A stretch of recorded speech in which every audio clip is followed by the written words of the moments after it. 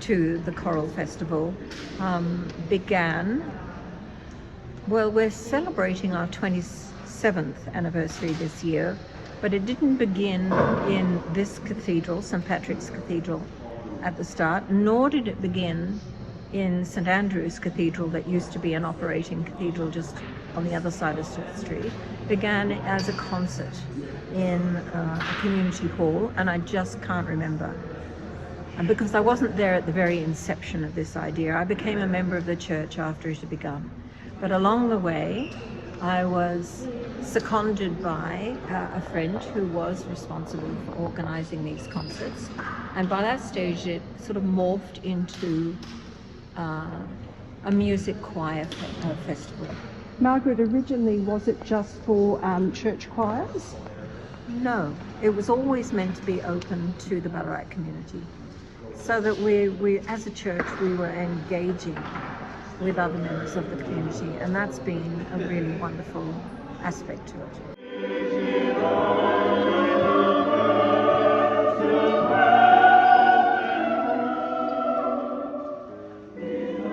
The church is always filled, and you've got a lot of people coming in from Melbourne and other parts. So there must be a bit of work for you in organising that.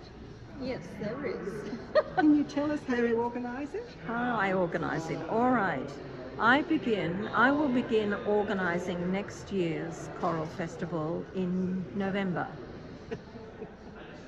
And the reason being that around that time, choirs are beginning to close their programs. So I want them to have a think about the Choral Festival coming up again the following year in July. Sounds a long way off. But then they can factor in whether they want to include being part of the Choral Festival as part of their repertoire for the whole year.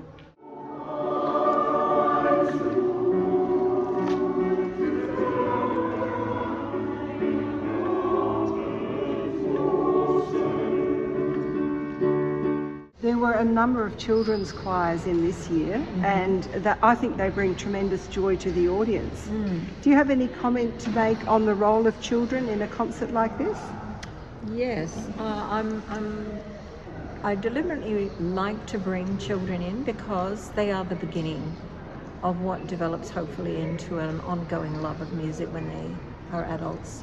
And we could see from the inclusion of word of mouth from Fed Uni today that we've also got, the young adults who love theatre and love performance and love singing, and from the BCMA Children's Organisation, these are kids that they have a love for theatre, they have a love for drama.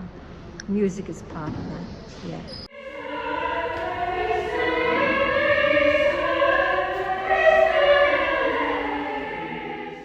Some of the choirs also sang in different languages, their native languages.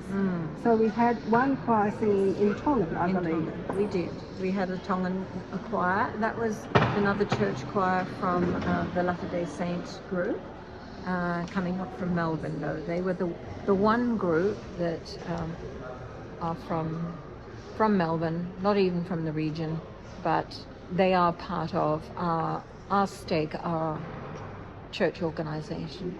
And it seemed to me that they had a lot of pride and joy as they performed. Yes, and I think that it's very, very moving to have children singing so completely, wholeheartedly. Yes, I found it very uplifting.